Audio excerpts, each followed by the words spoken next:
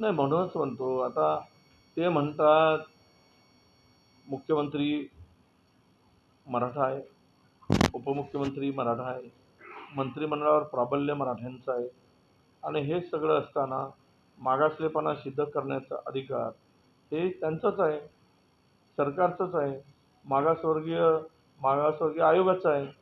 पण ते त्यांच्याकडे सिद्ध करण्यासाठी पुरावे असतील तर ते टिकेल कायद्याच्या चौकटीमध्ये, नाही तर टिकणार नाही. म्हणून माझी भूमिका आहे की आमच्या वाट्याचं न कमी करता काय देता येईल त्यांचं समाधान करायला कुठलं जातीचं न दुखवता काम करता येईल तर करायला पाहिजे. तुम्ही देतो म्हणून कशाला सांगितलं? धनगरांची फसवणूक तशाच पद्धतीने केली गेली, मराठ्यांची फसवणूक त्याच पद्धतीने केली गेली, हे सिद्ध झालेलं आहे. तर मराठवाड्यानंतर वैसा हिंदुइज्म हमारा है ही, हमारे पुराणों में वैसे हिंदुइज्म की बात की गई है। कैसे देखते हैं इस चीज को? बीजेपी हमेशा इसको यूज कर रही है एक माइनॉरिटी को डोमिनेट करने के नहीं देखिए, दो बातों पे ध्यान देना पड़ेगा। एक बात तो स्पष्ट है कि पुरानी कांग्रेस में कांग्रेस की सरकार थी तो इस्लाम खतरे में ही करके चला। अब हिंदुत्ववादी खुद को कहने वालों की सरकार है तो अब हिंदू खतरे की बात करते हैं। मुझे इस बातों पे ये है कि जहाँ पे ऊपर से नीचे तक सब कुछ पदों पर हिंदू है तो हिंदू खतरों में कैसा है, तो इनको उचकाने का काम, इनको लड़ाने का काम ही है। एक दूसरा है कि राहुल जी ने स्पष्ट रूप से कहा है कि यह हमारा धर्म सहिष्णुता का धर्म है। यह धर्म किसी धर्म के खिलाफ काम करने के लिए या किसी धर्म के बुरिया कहने के लिए इजाज़त नहीं देता है। ये स्पष्ट रूप से, चाहे आप रामायण पढ़ो या महाभारत पढ़ो, दोनों पे भी अपने वेद पुराण पढ़ो, हमारा धर्म दूसरे धर्म के खिलाफ में नहीं है। हमारा धर्म अपने धर्म की अच्छाई बताने के लिए है। पर आज दूसरे के धर्म की बुराई बताकर अब ये जो अ, युवाओं में या आपस में लड़ाने का काम जो चलता है, तो राहुल जी की बात एकदम स्पष्ट है कि ये धर्म का इस्तेमाल करते हैं और धर्म का इस्तेमाल करके खुद की रोटियां सेकते हैं। इसके ज़्यादा इनके पास में कुछ नहीं है। सचिव हीरा देवासी यांनी काल राजीनामा दिलेला आहे. या मुंबई काँग्रेसचे महासचिव हीरा देवासी जे मलबार हिंदमधून 2021 काँग्रेस लढले होते, त्यांनी राजीनामा दिलाय. मुंबई काँग्रेसमध्ये सातत्याने अंतर्गत नाराजी आहे. तुम्ही काही दिवसापूर्वी मुंबई काँग्रेसच्या नगरसेवकांची बैठक घेतली होती वर्षा गायकवाड यांच्यासोबत. काय एकूण सातत्याने का अंतर्गत नाराजी वाढत नाही, मला माहीत नाही, ती नाराजी मुंबई प्रदेशच्या अध्यक्षांना विचारावी, कारण मी संघटनात्मक बाबीमध्ये फार काही लक्ष नाही काल शरद पवारांनी आपल्या पदाधिकाऱ्यांची बैठक घेतली आणि बैठकीमध्ये जे 9 आमदार बाहेर गेले आहेत त्यांच्यासाठी दरवाजे बंद केले आहेत, त्यांच्या विरोधात ताकदीने लढा अशा प्रकारची भूमिका शरद पवारांकडून देण्यात आली आहे. तुम्ही त्या भूमिकेचं समर्थन त्याला दोन प्रश्न की जे आता आमदार आपल्याकडे राहणार आहेत राष्ट्रवादीमध्ये किंवा ज्या निवडीला गेले ते आमदार आता पुन्हा शरद पवारांच्या संपर्कात आमदारकी वाटणार. तो त्या पक्षांतर्गत बाब आहे. पक्ष त्यांचा फुटलेला आहे. पक्षांतर्गत कोण कुठे जातो, कोण कोणाकडे येणार किंवा त्यामध्ये कोण अपात्र होणार, कायद्याच्या चौकटीमध्ये जे काही बसेल, कायदा ठरलेला आहे, मेरिटवर निर्णय होणार आहेत. शेवट मेरिटवर निर्णय अध्यक्ष घेतील अशी अपेक्षा आहे आणि मेरिटवर निर्णय झाल्यानंतर दूर म्हणजे खरी वस्तुस्थिती लोकांच्या पुढे येईल व हा खरा तो खरा हे सर्व पक्ष, मला वाटतं की त्या पक्षातील अंतर्गत हा विषय असल्यामुळे त्याचं उत्तर त्या पक्षाचे नेते देऊ शकतील.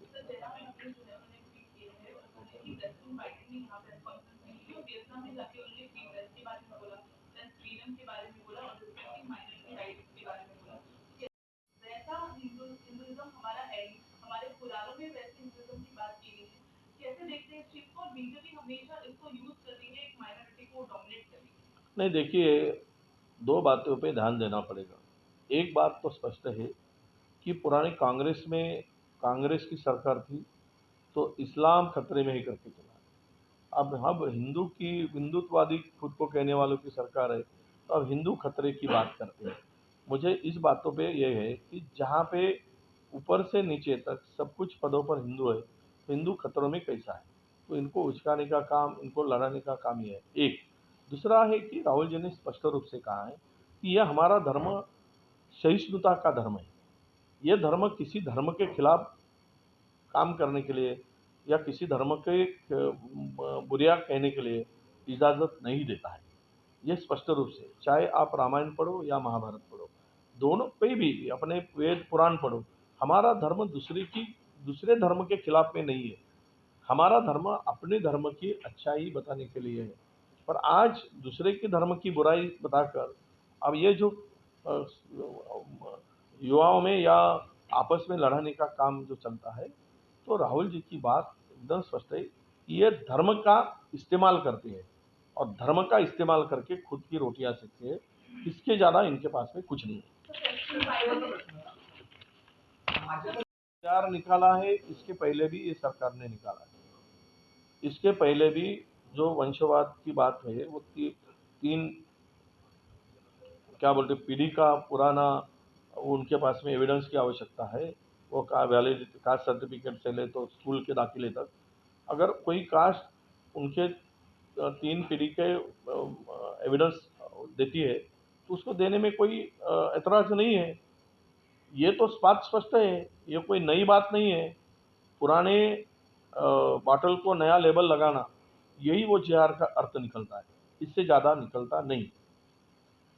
राहुल गांधी 2000 टन टमाटो आयात केली आणि त्यामुळे राज्यातील टोमॅटोचा दर हा पडला आहे आणि त्यामुळे शेतकऱ्यांनी चक्क रस्त्यावरती टोमॅटो फेकून दिले. पुन्हा एकदा टोमॅटो उत्पादकावरती वाईट वेळ आली आहे. नेपाळमधून 2000 टन मोदी सरकारने टोमॅटो आयात केले आहे.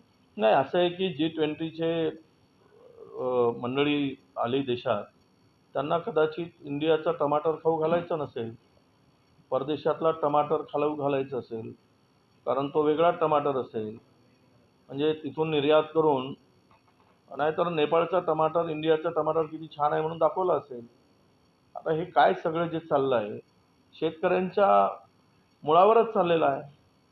कांद्यावर 40% तुम्ही निर्यात कर लावताय, तांदळावर 20% निर्यात कर लावताय. इंग्रज येऊन गेलेत पण एवढा कर लावला नाही निर्यातीवर. या देशातून कापूस बाहेर देशात जात होता, या देशातून त्यावेळेस नीळ जात होता बाहेर, या देशातून कितीतरी उपज बाहेर जात होते. परंतु ज्यावेळेस ही पॉलिसी जी केली गेली, पुन्हा त्याला विषयाला असाच अर्थ निघतो की या संपूर्ण मार्केटवर ताबा आता अदानीचा झालेला आहे. आणि हे टमाटर सोडा, पण इतर ग्रेन्स मार्केटवर सगळं ताबा याच्यावर कमोडिटीजवर हे संपूर्ण कंट्रोल जो झाला आहे तो अदानीचा आलेला आहे. उत्पन्न निघतो त्यावेळेस दर पाडले जातात, पाडले जाऊन अदानीचे गोडाऊन भरले जातात आणि ज्यावेळेस गोडाऊन भरले जातात त्यावेळेस त्यांचा फायदा करण्यासाठी दर वाढवले जातात आणि ज्यावेळेस उत्पन्न निघतो दर पाडायसाठी बाहेर देशातून निर्यात केलं जातं. ही सगळी पद्धत जी चालली या सरकारने अदानीला पोचण्यासाठी केलेला हा फंडा आहे, हे आता स्पष्ट होत आहे. आता टमाटरच्या संदर्भात सुद्धा तोच विषय आहे. या देशात टमाटर असताना काय बाहेर देशातून टमाटर आणण्याची गरज काय? राहुल गांधी वारंवार दौऱ्यावर जातात, तिथे जाऊन काही भूमिका मांडत नाही. त्यांच्या दौऱ्याचा आता लेखाजोखा मागण्याचं काम भाजपकडून केलं जातं. मागू द्या ना, त्यांना लेखाजोखाच मागायचा आहे. देशाचे पंतप्रधान अनेक वेळा परदेशात बाहेर गेलेत, ते काय लेखाजोखा काय त्यांचा आहे? तो विषय असा आहे की राहुल गांधींनी जर परदेशात भूमिका मांडली, पोटशे उलटायचं कारण काय? तुमची भूमिका जर प्रामाणिक असेल तर त्यांच्या भूमिकेचं उत्तर द्या तुम्ही. त्यांनी मांडलेल्या प्रश्नाचं उत्तर द्या. उत्तर न देता त्याला फाटे फोडून तो विषय कुठेतरी राजकीय करणं आणि त्याच्यातून स्वतःची सुटका करून घेणं हा एकच पर्याय भाजपाशी दिसतोय. पण त्यांच्या प्रश्नाचं उत्तर राहुल गांधींच्या भाजपाशी नाही, हे स्पष्ट झालेलं आहे. मंत्र्यांचं लक्ष शेतकऱ्यांकडे अजिबात नाही. दुर्दैवानं या मागच्या एक आठवड्याच्या पूर्वी आलेला किरकोळ पाऊस वगळता 35 दिवस पाऊस न आल्यामुळे संपूर्ण मराठवाडा हा दुष्काळाच्या छायेत आता गेलेला आहे. दुष्काळाच्या गडद छायेमध्ये आहे. अद्यापही सरकारने त्याकडे सरकारने लक्ष दिलेलं नाही. सरकारला शेतकऱ्यांच्याकडे लक्ष द्यायला वेळ नाही, अशी परिस्थिती आता विदर्भासह मराठवाड्यातील काही जिल्ह्यामध्ये झालेली आहे.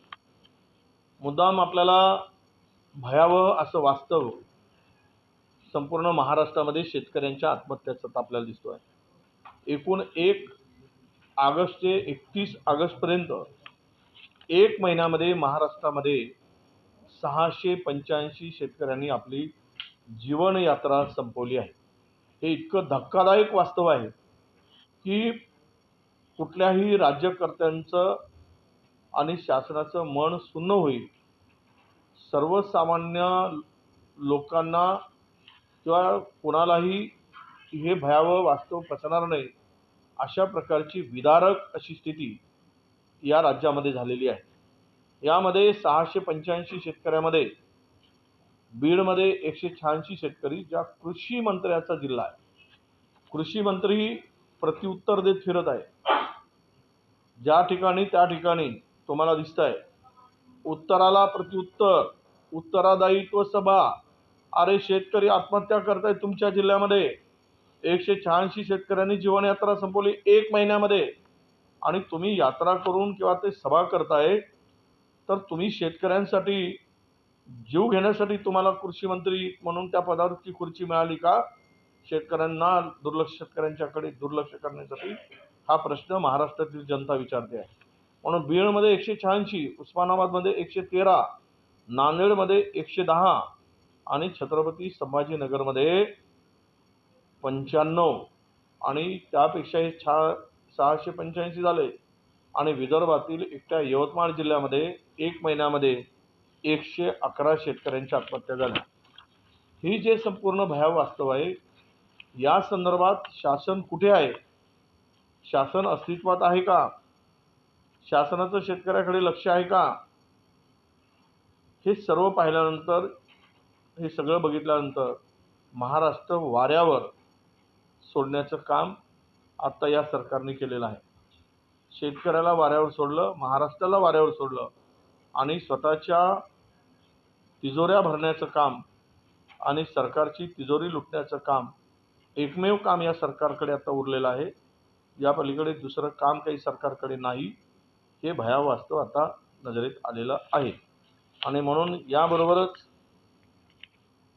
खुद्द मुख्यमंत्र्यांच्या जिल्ह्यामध्ये आपल्याला माहीत आहे की 10 तारखेला 7 लोकांचा लिफ्ट कोसळून मृत्यू झाला. हा रुनवाल बिल्डर जो आहे तो रुनवाल आयरीन या बिल्डरच्या निर्माणाधीन बांधकामामध्ये हा प्रकार घडलेला आहे. खरं तर मुख्यमंत्र्यांचा जिल्हा आणि नवनवीन मजल्यावर मजले चढवत असताना कामगारांच्या जीवाची काळजी मुख्यमंत्र्यांच्या जिल्ह्यातच घेतली जात नाही. आणि एवढा मोठा बिल्डर की या बिल्डरच्या अनेक स्कीम मोठमोठ्या सुरू आहेत. ही आशीर्वाद अजूनही कारवाई या रुनवाल बिल्डरवर झाली नाही. सदोष मनुष्यवधाचा गुन्हा या बिल्डरवर आतापर्यंत दाखल व्हायला पाहिजे होता. कारण ही पूर्णतः निग्लिजन्सी आहे, दुर्लक्षितपणा आहे. हा बिल्डरच्या चुकीमुळे 7 लोकांचा, कामगारांचा जीव गेला आहे. तर ही जबाबदारी निश्चितपणे बिल्डरवर ठेवली पाहिजे. याला जबाबदार निश्चित केली पाहिजे आणि त्यांच्यावर 304 सदस्य मनुष्यवधाचा गुन्हा दाखल केला गेला पाहिजे आणि त्यांना त्वरित अटक केली गेली पाहिजे. आणि या कामगारांना प्रत्येकी 10 लाख रुपये, गरीब कामगार आहेत बिचारे, काही राज्यातील आहेत, काही परराज्यातील आहेत, पण कामगार इथे सगळे मुंबईच्या उंच उंच बिल्डिंग उभं करायसाठी तो इकडे घाम गाळतो. कुठलाही कामगार असेल त्या कामगारांना 10 लाख रुपये प्रत्येकी त्वरित मदत मिळावी. आणि हा रुनवाल बिल्डरकडून अद्याप कुठलीही मदत मिळाली नाही. याला वाचवण्याचा प्रयत्न सुरू आहे. काही मुख्यमंत्र्यांची मर्जी संपादन केलेला बिल्डर आहे म्हणून काय आपण याला वाचवतात का, असाही प्रश्न महाराष्ट्रामध्ये विशेष करून ठाण्यामध्ये लोक विचारत आहेत. म्हणून त्वरित ही कारवाई व्हावी आणि त्यामध्ये निश्चितपणे त्या कामगारांना मदत व्हावी, हा एक विषय आपल्यापुढे या माध्यमातून समोर आलेला आहे. आणि आता या राज्यामध्ये प्रचंड असा डेंग्यूचा प्रसार मोठ्या प्रमाणात डेंग्यूने थैमान घातलेला आहे. आताच आमच्या ऑफिसमधल्याच एका किंवा आमच्या जवळच्या व्यक्तींना डेंग्यू झाल्याचा आता मी फोन केल्यानंतर मला माहिती मिळाली. मोठ्या प्रमाणात आणि त्यामुळे या डेंग्यूचा निदान करणाऱ्या किट्सचा तुटवडा मोठ्या प्रमाणामध्ये राज्यामध्ये निर्माण झाला आहे. म्हणजे आरोग्याकडे लक्ष नाही, शेतकऱ्याकडे लक्ष नाही, कामगार मरतात तिकडे लक्ष नाही आणि केवळ हे उत्तर, प्रत्युत्तर हे सगळे जे काही चाललेलं आहे नौटंकी या राज्यामध्ये, ही केवळ सत्तालोलुपणा जो म्हणतो त्यामध्ये चाललेला आहे. ही अत्यंत गंभीर अशी बाब आहे की याच्या किट्स जर नसतील तर त्या डेंग्यूचा हा असा आहे की प्लेटलेट कमी होणं सुरू केलेला बिल्डर आहे म्हणून काय आपण याला वाचवतात का, असाही प्रश्न महाराष्ट्रामध्ये विशेष करून ठाण्यामध्ये लोक विचारत आहे. म्हणून त्वरित ही कारवाई व्हावी आणि त्यामध्ये निश्चितपणे त्या कामगारांना मदत व्हावी, हा एक विषय आपल्यापुढे या माध्यमातून समोर आलेला आहे. आणि आता या राज्यामध्ये प्रचंड असा डेंग्यूचा प्रसार मोठ्या प्रमाणात डेंग्यूने थैमान घातलेला आहे. आताच आमच्या ऑफिसमधल्याच एका किंवा आमच्या जवळच्या व्यक्तींना डेंग्यू झाल्याचा आता मी फोन केल्यानंतर मला माहिती मिळाली मोठ्या प्रमाणात. आणि त्यामुळे या डेंग्यूचा निदान करणाऱ्या किट्सचा तुटवडा मोठ्या प्रमाणामध्ये राज्यामध्ये निर्माण झाला आहे. म्हणजे आरोग्याकडे लक्ष नाही, शेतकऱ्याकडे लक्ष नाही, कामगार मरतात तिकडे लक्ष नाही आणि केवळ हे उत्तर, प्रत्युत्तर हे सगळे जे काही चाललेलं आहे नौटंकी या राज्यामध्ये, ही केवळ सत्तालोलुपणा जो म्हणतो त्यामध्ये चाललेला आहे. ही अत्यंत गंभीर अशी बाब आहे की याच्या किट्स जर नसतील तर त्या डेंग्यूचा हा असा आहे की प्लेटलेट कमी होणं सुरू होतो आणि कधीकधी रुग्णांचा जीव यामध्ये धोक्यात येतो, अशी परिस्थिती आहे. तर माझी सरकारकडे मागणी आहे की यामध्ये जास्तीत जास्त लक्ष घालून नागपूर महापालिकेच्या प्रयोगशाळेत असतील किंवा मेयोच्या प्रयोगशाळेत नागपुरामध्ये या डेंग्यूच्या चाचण्या किट्स त्वरित उपलब्ध करून दिले पाहिजे. चाचण्या किट्स जर नसतील तर निदान नाही झालं वेळेवर आणि तर मात्र त्या रुग्णांचा जीव धोक्यात येईल आणि त्याला जीवास मुकावं लागेल, ही परिस्थिती राज्यात निर्माण झाली आहे. शासनाने त्वरित या किट्स आहेत आवश्यक असलेल्या पूर्ण जिथे जिथे थैमान घातलं आहे त्या ठिकाणी किंवा राज्यात त्वरित उपलब्ध करून दिले पाहिजेत, ही मागणी मी राज्य सरकारकडे करतो आहे. सरकारकडून जे आंदोलन या धोक्यामध्ये आलेले आहेत त्याच्या अंतर्गत सर्वे आहे की विधानसभा आणि लोकसभेच्या एकूण 40% जागा भाजपच्या धोक्यात आलेल्या आहेत. एका ठिकाणी इंडिया आघाडी मजबूत होते. कसं बघा या गोष्टीकडे 40% जागा धोक्यामध्ये येत आहेत आणि त्याचमुळे भाजप आता मुंबईत उमेदवार बदलणार आहे अशी एक चर्चा आहे. हे बघा, ज्यावेळेस सरकार बदलण्याची वेळ येते, ज्यावेळेस सरकार बदलण्यासाठी जनता तयार असते, त्यावेळेस उमेदवार बदलून फार काही उपयोग होत नाही. कारण तुम्ही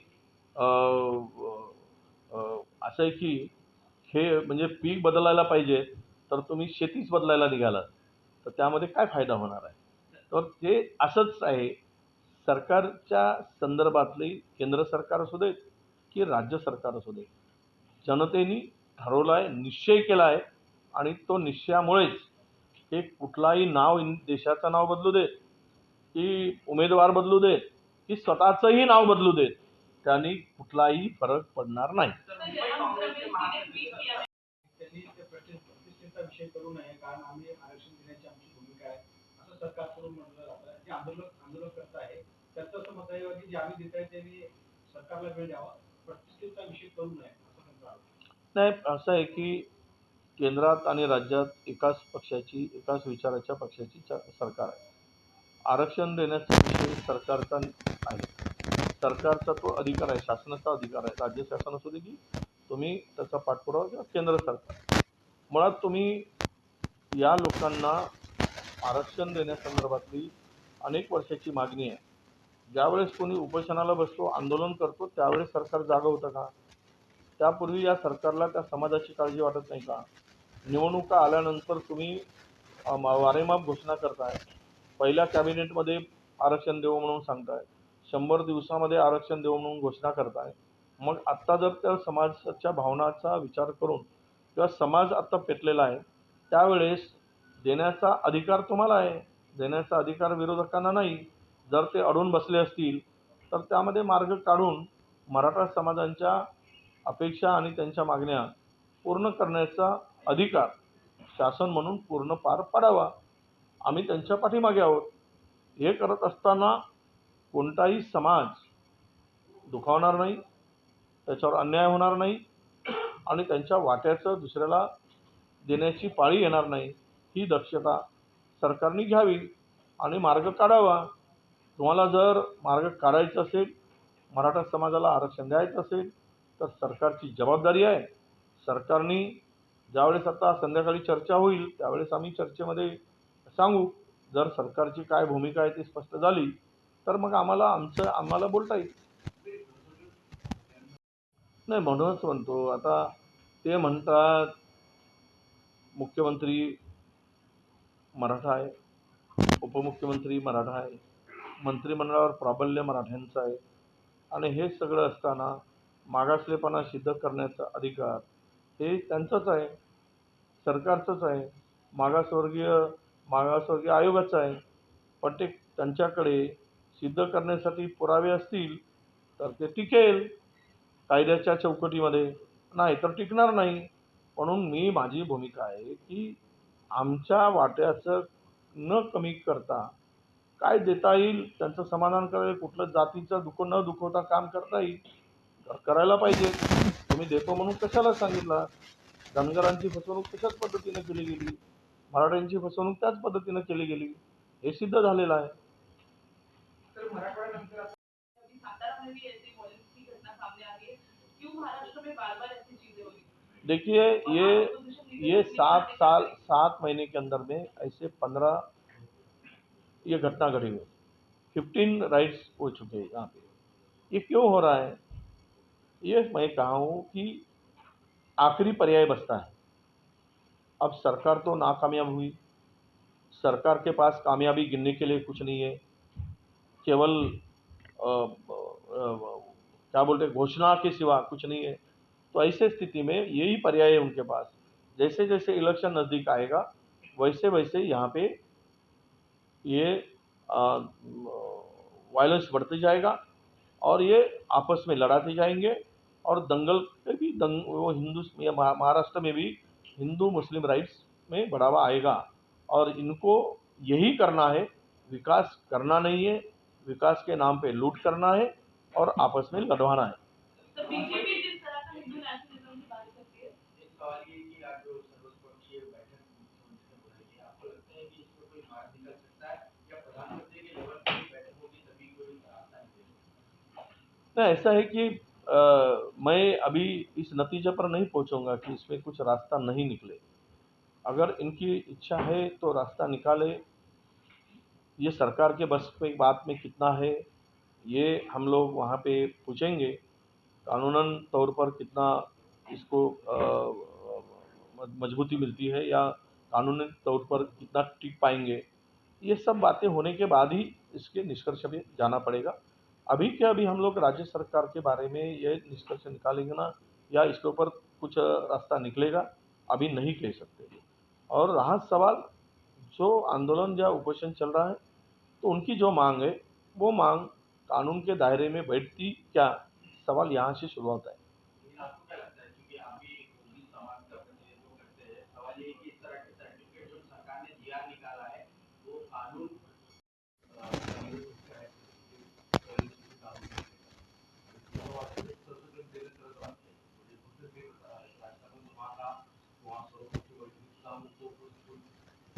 नाही, यापूर्वी आम्ही सांगितलं आहे की हे आरक्षण कोणी म्हटल्यामुळे दिलं जात नाही, कोणाच्या मागणीनुसार मिळत नाही।